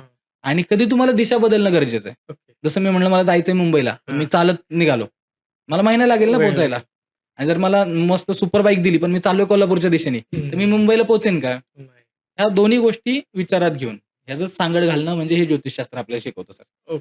की योग्य वेळेला योग्य कृती करून, योग्य दिशेने पावलं टाकून, चांगलं आयुष्य कसं जगता येईल तुम्हाला, ओके. हे ज्योतिषशास्त्र सांगत असतं आपल्याला. तसं आता आपण लग्नाविषयी बोलतोय. बरोबर. बऱ्याचदा अशा केसेस पाहायला मिळतात. म्हणजे माझ्या हां, हां. मित्रांमध्ये पण काही जण असे होते, बरं, की पत्रिका दाखवायला गेले आणि लग्न होत नाहीये. खूप बरं, डिले झालाय बरं, आणि पत्रिका दाखवल्यावर सांगतात, की 4 महिन्यांनी बरं, लग्नाचे योग आहेत बरं, आणि पण 4 महिन्यात काही योगच येत नाही, असं त्यांच्या बरं. बाबतीत होतं. अच्छा. तर मग हे का होत असेल? आता ह्याला सर खूप गोष्टी कारणीभूत आहेत.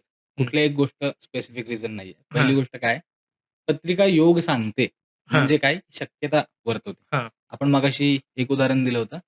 हवामान खातं तुम्हाला सांगतंय 2 दिवसात पाऊस पडण्याची शक्यता आहे. हां, जर हवामान खातं सांगतंय, तर मग बाहेर निघताना छत्री, रेनकोट घेऊन जायचं का नाही? ही तुमची चॉईस आहे हां. किंवा माझी चॉईस आहे. बरोबर. तसंच पत्रिका तुम्हाला शक्यता सांगते आणि कसं असतं पत्रिकेत एखादा योग हं, हा एकदा नाही बनत सर. हं. मल्टिपल टाइम्स रिफ्लेक्ट होतो. ओके. ठीक आहे. हं. मग जेव्हा मी एखाद्या व्यक्तीची पत्रिका पाहतो ना, तर थोडक्यात सांगायचं तर काय, नाण्याची एकच बाजू पाहतोय मी आता.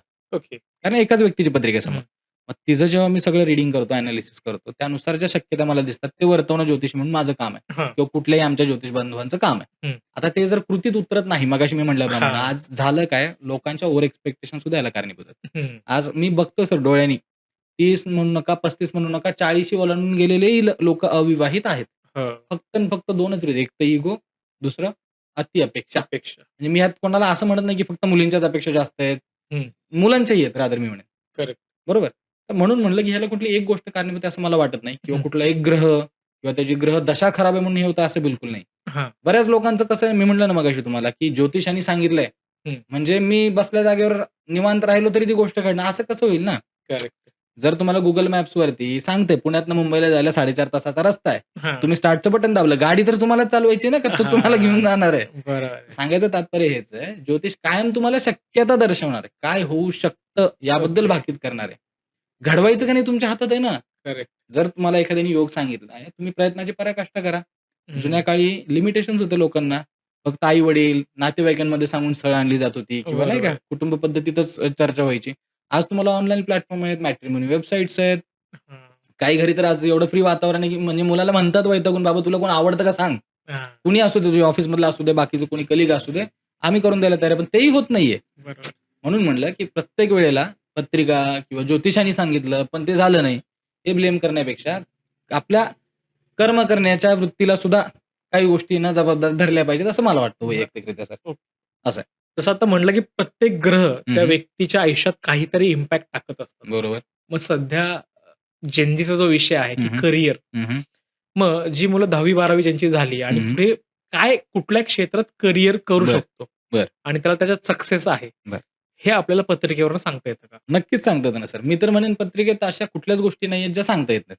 ओके. पहिली गोष्ट. आता शिक्षणाबद्दल सांगायचं झाल्यास, हं. जसं मी मगाशी तुम्हाला सांगितलं, एक सांगायची पद्धत किंवा एक लॉजिक काय असतं, फार डीपमध्ये न जाता, कारण सगळ्यांनाच तेवढं कळेल असं नाही हां, ज्योतिषशास्त्रातलं. 10वं घर हे कर्मक्षेत्र आहे पत्रिकेतलं आपल्या. हां, त्याचप्रमाणे पहिलं घर हे तुमचं व्यक्तिमत्व हे आपण मगाशी बोललो. हां. तर मी एखाद्याच्या व्यक्तिमत्त्वाचा अभ्यास जर केला, ठीक आहे, की एखाद्या माणसाची रास समजा मेष आहे किंवा हं. वृश्चिक आहे. तर राशीचा स्वामी मंगळ आहे. म्हणजे मंगळ मगाशी मी तुम्हाला सांगितलं माणसं फार हां. धडाडीची असतात. हं, असतात. आहे ना, हं. खूप मोठी स्वप्न बघणारी असतात आणि फक्त स्वप्न बघत नाहीत, तर ती स्वप्न साकार करण्याची मेहनत करण्याची तयारी त्यांची असते, हां. वृत्ती असते. बरोबर. तर आता एखादा जर मेष राशीस्वामी असलेला व्यक्ती आहे, हं. ह्याचं जर मी एनालिसिस करतो, मला दिसतंय त्याच्या कर्मक्षेत्रावरती पण 10व्या घरावरती सुद्धा कुठं ना कुठं मंगळाच्या राशीचा किंवा मंगळ ग्रहाचा प्रभाव आहे. त्या घराचा नक्षत्र स्वामी मंगळ असू शकतो, सबलॉर्ड मंगळ असू शकतो. ओके. हे जर मला एकदा दोनदा इंडिकेशन दिसतात, तर हं. मंगळ रिलेटेड जे पण क्षेत्र आहे, हां. मंगळ म्हणजे फॉर एक्झाम्पल तुम्हाला सांगायचं झाल्यास इंजिनिअरिंग, जिथं-जिथं मशीन आणि टूल्स आहेत, हे मंगळाच्या आधिपत्याखाली येतं. ओके. तुमचा रिअल इस्टेट सेक्टर हा मंगळाच्या आधिपत्याखाली येतो. जिथं डेरर आणि टेरर जॉब लागतात अगदी नाही का, हां. पोलिस आहेत, फायर फायटर्स आहेत, army, navy, defence, okay. Air आहेत आपल्या. ह्या अशा सगळ्या म्हणजे जिथं जांबाज काम आहे अगदी एकदम जीवाची हां. बाजी लावून करायचे काही टास्क आहेत.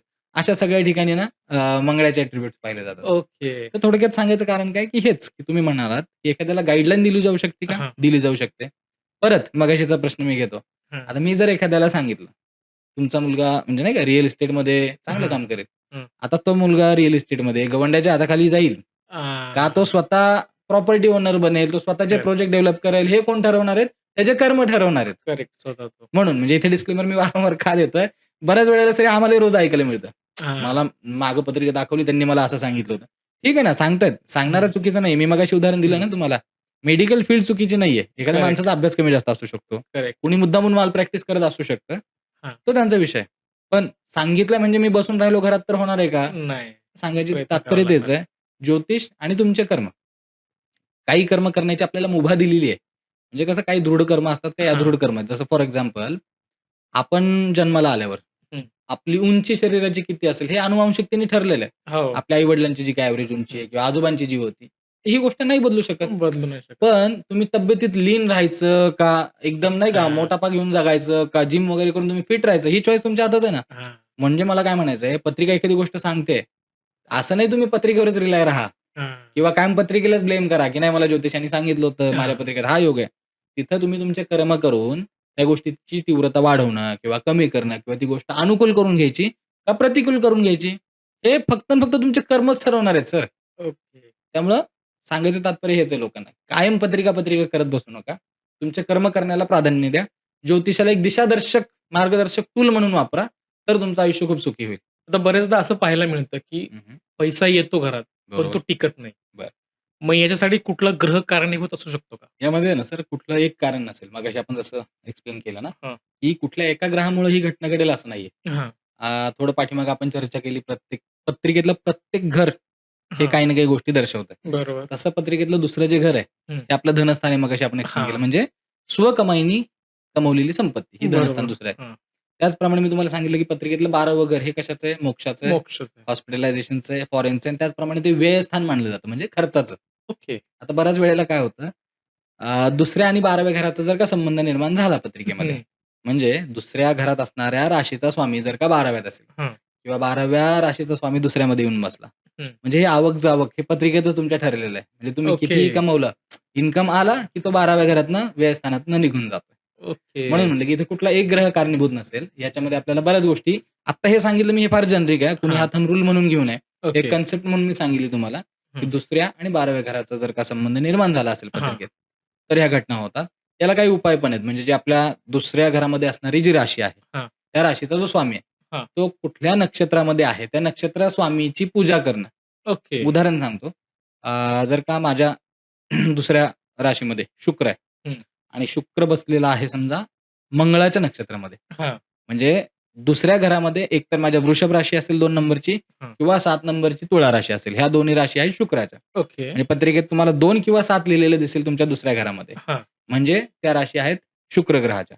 ओके. आणि पत्रिकेत जर शुक्र हा मंगळाच्या नक्षत्रात बसला, हं. तर मंगळासाठी नरसिंह भगवानाची पूजा करणं किंवा स्कंद सूक्त. स्कंद म्हणजे भगवान शंकरांच्या मोठ्या मुलाला कार्तिकेयला स्कंद हां. म्हणलं जातं. ओके. स्कंद सूक्ताचा पाठ करणं, दिवसात 2 वेळा सकाळ संध्याकाळ तो ऐकणं. ह्यानं तुम्ही तुमच्या पत्रिकेतलं दुसरं स्थान आहे ना, हे मजबूत करताय किंवा त्याला ओके. बळकटी देताय. ओके. ह्या ज्या चिंता आहेत, की पैसे येतायत पण टिकत नाहीत किंवा हां. मेहनत करतोय पण पैसे येत नाहीत. ह्या अशा अडचणी निर्माण कमी कशा होतील किंवा होऊच नयेत. ओके. ह्यासाठी हळू हा उपाय काम करतो. तर जसं तुम्ही म्हणालात, की तो हं. ग्रह जर तुम्ही उपासना केल्यावरती तो ॲक्टिव्ह होतो आणि फळ देतो. बरोबर. तसंच आता मला एक सांगा, समजा रिलेशनशिप सुधरवायची असेल, बरं. मग ते नवरा-बायकोचे असो हं. किंवा मग घरातल्यांबरोबर असो. बरं. तर मग कुठला ग्रह कारणीभूत असू शकतो हं, हं. आणि त्याची एक्झॅक्टली काय उपासना केल्यावरती त्याच्यातून तुम्ही बरं. काय म्हणतो बाहेर येऊ शकता किंवा ते रिलेशन सुधारणा होऊ चांगलं शकते. सुधारणा होऊ शकतं? त्यात मल्टिपल फॅक्टर्स आहेत मगाशी आपण म्हणल्याप्रमाणे. हां. आता जर घरातलं वातावरण किंवा घरातल्यांमध्ये सामंजस्य अभाव असेल, तर हं. पत्रिकेतलं चौथं घर कारणीभूत असेल. हां, तर आपण म्हटल्याप्रमाणे चौथ्या घरामध्ये जी राशी आहे, हां. त्या राशीचा जो स्वामी आहे हं. आणि तो स्वामी कोणाच्या नक्षत्रात आहे, ओके, तो ज्याच्या नक्षत्रामध्ये असेल त्या देवतेची पूजा करणं, त्या देवतेचा उपाय करणं किंवा त्या ओके, ग्रहाचं रत्न परिधान करणं, हे तुम्हाला घरातल्या रिलेशनशिपमध्ये सुधारणा घडवून आणायला मदत करेल. ओके. यानुसारच नवरा-बायकोचा जो विषय आहे, म्हणजे हां. मगाशी आपण बोललो मॅरेज हं. हाऊस 7व्या घरातनं आपलं लग्न पाहिलं जातं. ओके. पार्टनर पाहिला जातो. हं, तर नवरा-बायकोमध्ये विसंवाद असेल, सामंजस्याचा अभाव असेल, तर हं, 7व्या घरामध्ये कुठली राशी आहे, हं. ठीक आहे. त्या राशीचा जो स्वामी आहे आणि ओके, तो स्वामी कोणाच्या नक्षत्रामध्ये बसलेला आहे. ओके. तर त्या देवतेची आराधना करणं, पूजा करणं, स्तोत्र म्हणणं, मंत्र जाप करणं किंवा त्या हं. ग्रहाचं रत्न परिधान करणं, असे ओके. विविध प्रकारचे उपाय करून हं. तुम्हाला मॅरिड लाईफमध्ये तुमच्या इम्प्रूव्हमेंट घडवून आणता येते सर. समजा पैसा असेल, बरं, पैसा भरपूर कमवायचा आहे, बरं, यश मिळवायचं आहे, बरं. मग त्यासाठी काय आहे? पैशाचं आत्ता आपण कव्हर केल्याप्रमाणे, की जे पत्रिकेतलं दुसरं घर आहे, हं. त्याला धनस्थान म्हणलं जातं म्हणजे स्वअर्जित, स्वकष्टाने हां, कमवणारी कमाई. हां. तर दुसरं स्थान बळकट करण्यासाठी दुसऱ्या घरात जी राशी असते हं. आणि त्या राशीचा स्वामी ज्या नक्षत्रामध्ये बसलेला असेल, त्या नक्षत्र स्वामीची पूजा, अर्चा, उपासना, मंत्रजाप, स्तोत्र ऐकणं, म्हणणं, हं. पठण करणं ओके, आणि त्याच ग्रहाशी असोसिएट असलेलं रत्न परिधान करणं. ओके. ह्या गोष्टी तुम्हाला धनस्थान बळकट करण्यासाठी किंवा मल्टिपल इन्कम सोर्सेस निर्माण होण्यासाठी किंवा तुमचं अडकलेलं कुठलं काम पैशाशी हां. संदर्भात, हे लवकरात लवकर मोकळं होण्यासाठी मदत करू शकतं सर. तर सध्या जेनझीचं वातावरण आहे, आपण जे मगापासून बोलतोच आहे. बरोबर. त्याच्यामुळं देवधर्म करणं हं, हं. ह्याकडे त्यांचा कल जरा कमीच आहे. बरं, बरं. मग तरी त्यांना असं वाटत असेल, की बाबा समजा आम्ही देवपूजा नाहीच करत. हं, हं. मग हे जे ग्रह आहेत, बरं. ते आमचे सुधारतील का खराब होतील? यासाठी काय करूया सर आपण हे जे विविध प्रकारच्या उपासना आहेत ना, ह्याचा एक थोडासा अर्थ समजून घेऊया. ठीक हां. आहे. तर बऱ्याच वेळा तुम्ही जर ज्योतिषाकडे गेलात, पत्रिका हं. दाखवलीत आणि तुमच्या समस्या सांगितल्यात, तर तुम्हाला काही समाधान उपाय सांगितले जातात. आता हे हां. उपाय कुठल्या प्रकारचे असतात जास्त करून?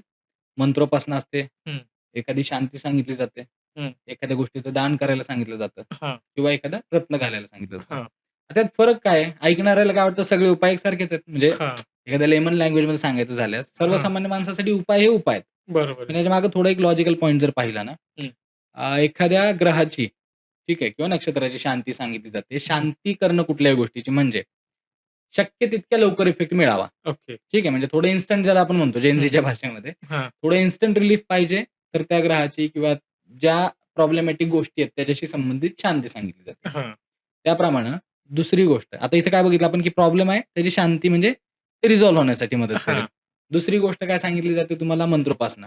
हां. एखाद्या देवतेची किंवा ग्रहाची. उपासना कोणाची सांगितली जाते? पत्रिकेतला जो ग्रह बलवान आहे, हं, जो ग्रह तुम्हाला पॉझिटिव्हली मदत करतोय, हां. त्याचा आशीर्वाद आहे तुमच्यासाठी. तो आणखीन कसा वाढवायचा? ओके. बरोबर? म्हणजे जर आज तुम्ही त्याचं पोटेन्शियल 50% वापरताय, ते हं. आणखीन तुम्हाला 60%, 70%, 80% कसं मदत करेल? त्यासाठी मंत्रोपासना आहे. म्हणजे त्या हां. देवतेला आणखीन बळ देण्यासाठी. करेक्ट. तिसरं दान सांगितलं जातं, दान. हं, आता मंत्रोपासनेत आणि दानामध्ये काय फरक आहे? बऱ्याच लोकांना माहीत नाही. हां, मंत्र देवतेला किंवा ग्रहाला बळ देतात. हां. तसं एखाद्याच्या पत्रिकेत एखाद्याचा ग्रह खराब असेल, हं. नको त्या ठिकाणी बसलेला असेल आणि त्यामुळे जर त्रास होत असेल, तर त्या ग्रहाचा तिथला प्राबल्य कमी करणं किंवा त्या ग्रहाचा तिथला प्रकोप कमी करणं म्हणून त्या ग्रहाशी संबंधित गोष्टीचं दान द्यायला सांगितलं जातं. ओके, तर हा फरक आहे. ओके. आणि शेवटचं, एखाद्या रत्न परिधान करणं, एखाद्या ग्रहाचं रत्न परिधान करणं हं. म्हणजे सुद्धा जो पॉझिटिव्ह ग्रह आहे. आता यात 2 प्रकार आहेत पुन्हा. हां. जो ग्रह पॉझिटिव्ह आहे पत्रिकेतला, त्याचा आशीर्वाद मिळण्याची कुवत आणखीन वाढवणं.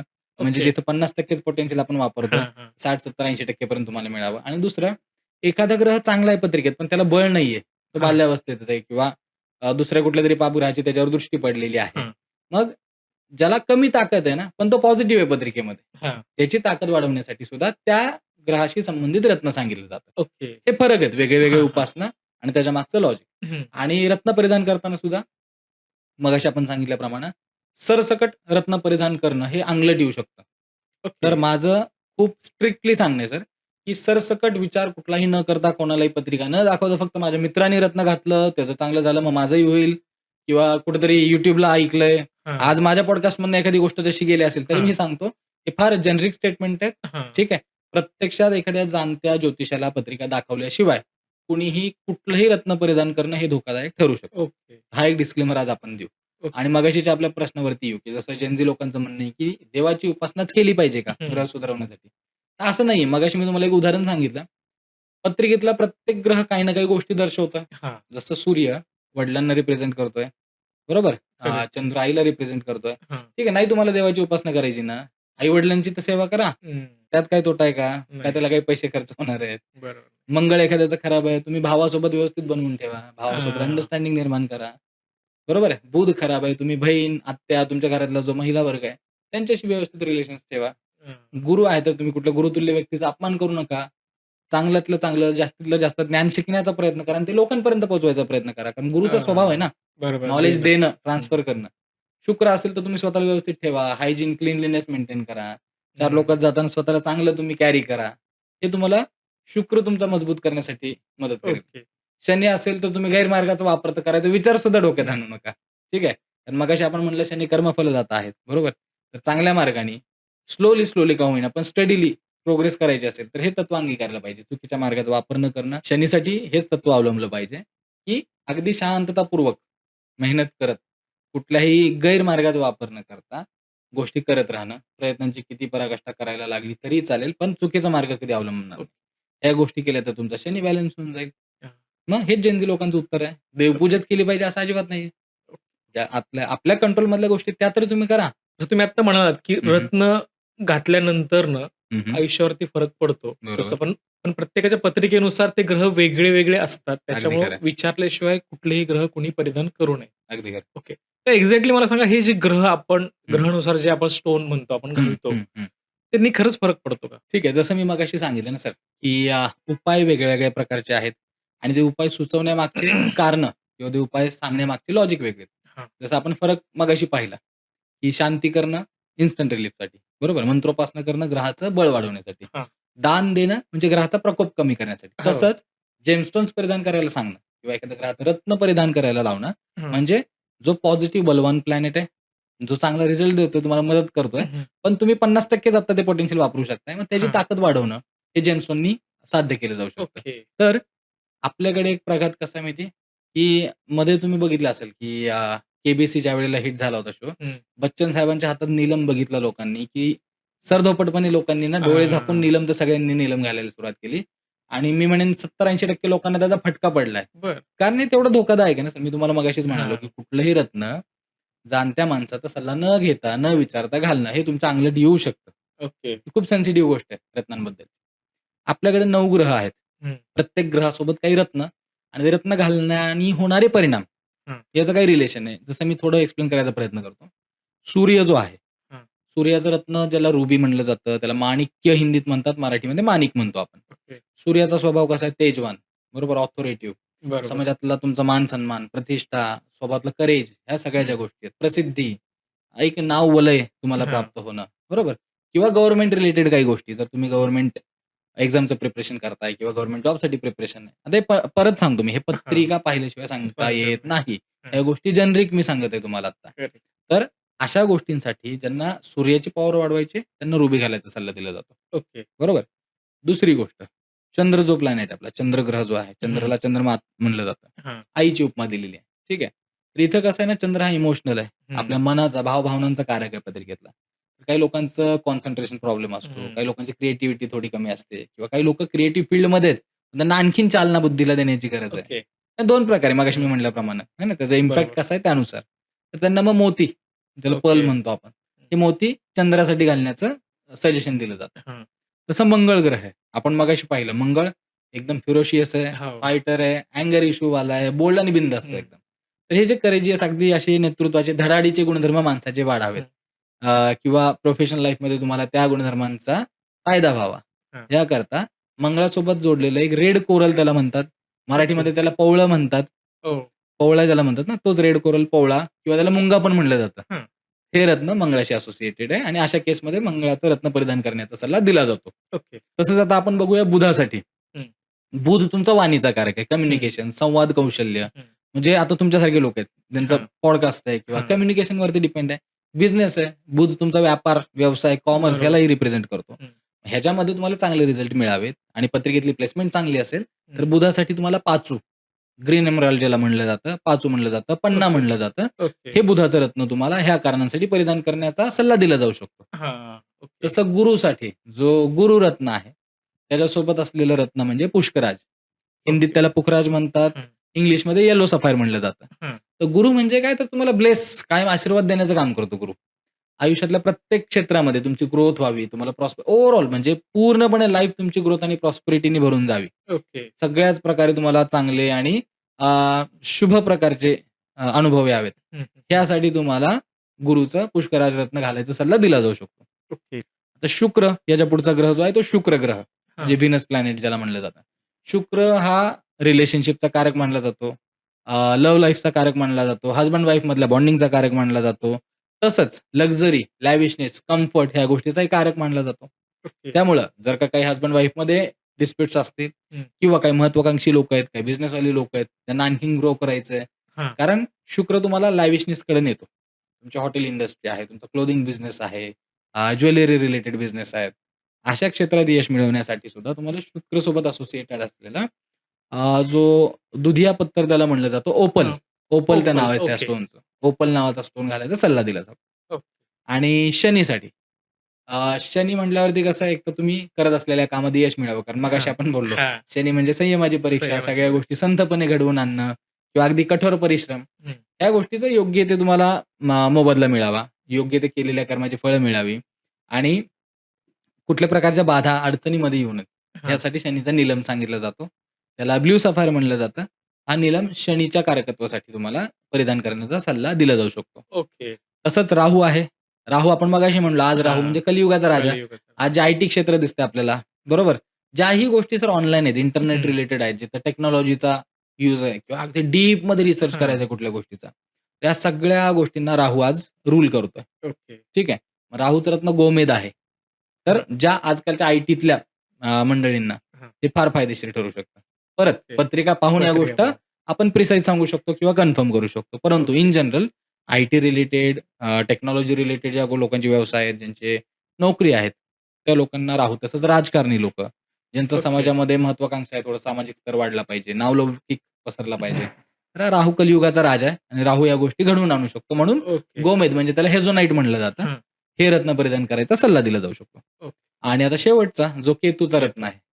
केतूचा रत्न म्हणजे त्याला कॅटचा आहे. त्याला हं. लसुनिया म्हणलं जातं. लसण्या म्हणतात मराठीमध्ये. ओके. हां. तर हे रत्न मगाशी म्हटलं, की केतू तुम्हाला वैराग्याकडे नेतो. हं.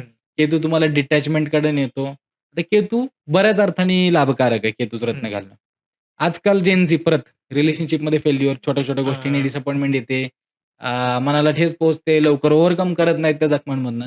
तर केतू बरोबर. डिटॅचमेंट आहे ना, सोडायला शिकवणारा प्लॅनेट आहे. करेक्ट. मग ज्यांना कोणाला अशा ट्रॉमॅटिक कंडिशनमधून बाहेर पडता येत नाहीये, ज्यांना हं. मानसिक खूपच जास्त त्रास होतोय, अशा लोकांना केतूचा कॅटचा रत्न घालायचा सल्ला दिला जातो. ओके. त्याच प्रकारे ज्या लोकांना आध्यात्मिक प्रगती करायची आहे, आमच्यासारखं ज्योतिषशास्त्र किंवा आणखीन ऑकल्ट हां. सब्जेक्ट आहेत, यामध्ये कोणाला ग्रोथ करायची आहे, त्यांना सुद्धा केतूचा जो कॅटचा आहे, हां. हे रत्न खूप चांगल्या प्रकारे मदत करतो सर. ओके. आणि शेवटी परत तोच डिस्क्लेमर, की ज्या पण गोष्टी आपण सांगितल्यात, ह्या जनरल सगळ्यांच्या नॉलेजसाठी सांगितल्यात. तर विदाऊट गाईडन्स ह्या गोष्टी, बिना हां. गाईडन्सच्या ह्या गोष्टी अजिबात करू नका. त्या अंगलट येऊ शकतात. ओके. हेच मला सांगणं. ओके. म्हणजे अर्थात सरांनी हे क्लिअर केलंय, की तुम्हाला तुमच्या पत्रिकेनुसार कुठला बरोबर. ग्रह सुटेबल आहे, कुठला स्टोन सुटेबल आहे, ते तुमच्या पत्रिकेनुसार सांगितलं जातं. त्याच्यामुळं ही एक जनरल इन्फॉर्मेशन आहे. बरोबर. त्याच्यामुळे याच्यावरती लगेच तो रत्न खरेदी करून तो परिधान करायचा प्रयत्न करू नका. बरोबर. ओके. आता बराच वेळ झाला गप्पा मारतोय. पण एक बरं. शेवटचा प्रश्न मला असा घ्यायचा आहे. हां, हां. इतक्या वेळ आपण ज्योतिषशास्त्राविषयी बोलतोय, बरं. ग्रह कसे काम करतात, हं, हं. कर्म कसं केलं पाहिजे, याविषयी आपण बरोबर. बोलतोच आहे. बरोबर. पण असेही काही प्रेक्षक असतील, हं, हं. ज्यांना ह्यावर विश्वासच नाहीये. बरं. मग अशा लोकांसाठी काय सांगाल? मी काय म्हणेन सर, एकतर हा विषय असा आहे, की हा कोणावर तुम्ही लादू शकत नाही. हां, बरोबर. अशी खूप लोकं आहेत, स्पेशली आजची आपली जी जेन झी पिढी आहे. हां, आता ते नाही विश्वास ठेवतात त्यांची चूक नाहीये. बऱ्याच हां, वेळा काय असतं ना, की अर्धवट ज्ञान किंवा हं. ज्ञान नसणं, हेही त्यामागचं कारण असू शकतं किंवा त्यांना करेक्ट. आजपर्यंत कधी असे अनुभव आलेलेच नाहीत. पण इन जनरल मी कायम सांगत असतो माझ्या हां, प्रत्येक पॉडकास्टला किंवा प्रत्येक सेशनमध्ये, ज्या लोकांचा अशा गोष्टीवर विश्वास नाही, मी हां. त्यांना अजिबात जबरदस्ती करणार नाही, की हे माना. ओके. पण काय आहे सर, मला सांगायचं एवढंच आहे, तुम्ही या गोष्टीवर विश्वास ठेवा. हां, म्हणजे या ज्योतिषशास्त्रावर तुम्ही विश्वास ठेवा, अगर ठेवू नका. हां, ठीक आहे. ग्रहांना माना, अगर मानू नका. हां, माझं एकच सांगणं आहे सगळ्यांना, तुम्ही स्वतःची नीतिमत्ता, हां, स्वतःचं कर्म हे एवढं साफ ठेवा ना सर, हां. की माझ्या शेजारच्याचं चांगलं झालं ना, तर मला आनंद झाला पाहिजे. हां, हां. मी जेलसी नाही आली पाहिजे. यार करेक्ट. त्यानं गाडी घेतली, मला ह्याच्यापेक्षा मोठी कशी घेता येईल, बरोबर? हं. व्हाईस वर्सा एखाद्याचं वाईट झालंय, हां, तर इथं वेदना झाली पाहिजे काळजामध्ये, डोळ्यात करेक्ट. टचकन पाणी आलं पाहिजे. हां, तेवढी माणुसकी जर जिवंत असेल आणि हां, एवढ्या जर तुम्ही निष्काम मी म्हणेन निर्मळ मनाने जर समाजात वावरत असाल, की हां, एखाद्याचं चांगलं झाल्यावर आनंद होतोय, वाईट हां. झाल्यावर दुःख होतंय, हं. तर तुम्ही एक मी म्हणेन संवेदनशील व्यक्ती आहात आणि तुमचा कुठलाच ग्रह काही बिघडवणार नाही सर. ओके, ठीक आहे, हेच मला सांगायला वाटेल. त्यामुळे ज्यांचा नाही ओके, विश्वास त्यांना आपण फोर्स नाही करणार आहे. नका दाखवू पत्रिका. देव करो ओके. तुमच्यावर कधी वेळ पण येऊ नये. तुम्हाला कधी हां. ज्योतिषाकडे जायची गरज पडावी. फक्त एवढीच गोष्ट तुम्ही पाळा. लोकांच्या आनंदात आनंद माना.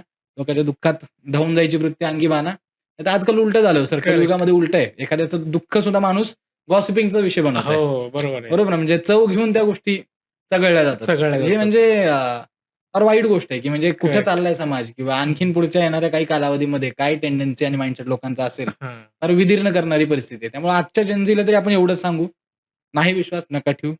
मी म्हटल्याप्रमाणे देव करो तुम्हाला कधी गरजही नाही पडो कोणाकडे जायची आणि सल्ला करेक्ट. घ्यायची. फक्त एवढ्याच गोष्टी फॉलो करा. स्वतःच्या कर्मांना घाबरा. कारण कर्म आरसा बनून आज ना उद्या तुमच्या समोर उभे येणार राहणार आहेत. आहेत आणि आरशात बघितल्यावर स्वतःच्या डोळ्यात डोळे घालून माणसाला अभिमानाने बघता यायला बघता यायला पाहिजे. पाहिजे. असं आपल्यालाच आपल्यापासून नजर चोरायची कधी वेळ पडू नये आयुष्यात. एवढ्या गोष्टी जर तुम्ही अंगी बाणवल्या, काही गरज नाही कुठल्या ज्योतिषाकडे जायची, कोणाला पत्रिका हां. दाखवायची आणि कुठलेही उपाय करायची सुद्धा गरज नाही पडणार. करेक्ट. हेच माझं सांगणं आहे आज. म्हणजे सरांनी आता इतकं सुंदर याचं उत्तर दिलंय, की तुम्ही जर तुमचे कर्म नीट ठेवले ना, तर आयुष्यात काहीच प्रॉब्लेम येत नाही. असं म्हणतात ना, की जर तुम्ही कोणाचं वाईट नाही करत आहे, तर तुमचं वाईट होणारच नाहीये आणि त्यावेळेस तुम्हाला ज्योतिषाकडे जायचं किंवा पत्रिका दाखवायची गरजच नाही पडणार. पण तरी मला असं वाटतं, ज्या लोकांना ह्या अडचणी येतायत, त्यांना असं वाटतं, की आपण कोणाचं वाईट नाही करत आहे, पण तरी प्रॉब्लेम्स येतायत, सोल्युशन मिळत नाहीये, सगळ्या कामात डिले होतोय, सक्सेस मिळत नाहीये. तर अशा व्यक्तींनी एकदा का होईना आपली पत्रिका नक्कीच कुठल्याही ज्योतिषांना दाखवून घ्या. मी हे का सांगतोय? कारण हा अनुभव माझा आहे. मलाही याच्यावर विश्वास नव्हता. पण मी ज्यावेळेस विश्वास ठेवला आणि ग्रहांनुसार मला आत्ता काय काम करायला पाहिजे याच्यावर मी ज्यावेळेस काम केलं, तर माझा सक्सेस रेशो वाढला. ज्या कामाला मला 2 वर्ष लागत होते, ते काम मी 6 महिन्यात, 2 महिन्यात आत्ता करू शकतो. ही माझी आत्ता वास्तव आहे. म्हणजे हे माझं आत्ता वास्तव आहे. म्हणजे मी हे का सांगतो एवढं तळमळीने? तर हे मी माझं स्वतःचा अनुभवतोय म्हणून मी सांगतोय. ग्रह फक्त आपल्याला दिशा देतात. तुम्ही तर कर्म करणारच आहात. जेणेकरून त्या कर्माला तुमच्या ग्रहांची जर जोड मिळाली, तर सक्सेस नक्कीच तुमचा आहे, असं मला वाटतं. आणि जर तुम्हाला पत्रिका दाखवायची असेल किंवा वास्तू विषयी काही कन्सल्ट करायचं असेल, न्यूमरोलॉजी विषयी काही कन्सल्ट करायचं असेल, तर सरांचा नंबर आपल्याला आता स्क्रीनवरती दिसतोय. तुम्ही कॉन्टॅक्ट करू शकता. डिस्क्रिप्शनमध्ये सुद्धा नंबर आहे. तुम्हाला जर काही वाटलं, की मला एखाद्या विषयी अजून माहिती हवी असेल, तर तुम्ही ते कमेंट बॉक्समध्ये सांगू शकता. सर तुम्हाला कनेक्ट नक्की नक्कीच, करतील. येस. सर बराच वेळ झाला गप्पा मारतोय. आपण आता थांबूयात. तुम्ही नक्कीच सर. तुमचा अमूल्य वेळ दिला त्याबद्दल तुमचे खूप खूप आभार. मलाही सर खूप तुमचे आभार मानायचे आहेत. आज गोष्ट फायद्याची या मंचावरती बोलून आपण एक जनजागृतीचं काम करतोय म्हणावं लागेल. करेक्ट. जो एरवी क्लिष्ट मानला जाणारा विषय आहे. आपण हां, प्रामाणिक प्रयत्न केलाय तो सोपा करून सांगण्याचा आणि करेक्ट. आता बघू लोकं जे काही कमेंट करतील, जो काही लोकांचा आग्रह येईल त्यानुसार आपण लवकरच काहीतरी नवीन विषयावरती बोलायला पुन्हा नक्कीच, एकत्र जमू नक्कीच, आणि खूप खूप नक्कीच. धन्यवाद सर तुम्हाला पुन्हा एकदा आणि माझ्या खूप खूप शुभेच्छा आहेत तुमच्यासोबत. येस. धन्यवाद सर. तुम्हाला जर हा पॉडकास्ट आवडला असेल, तर लाइक, शेअर आणि सबस्क्राईब करायला विसरू नका. भेटूयात पुढच्या पॉडकास्टमध्ये एका नवीन विषयासह. नमस्कार.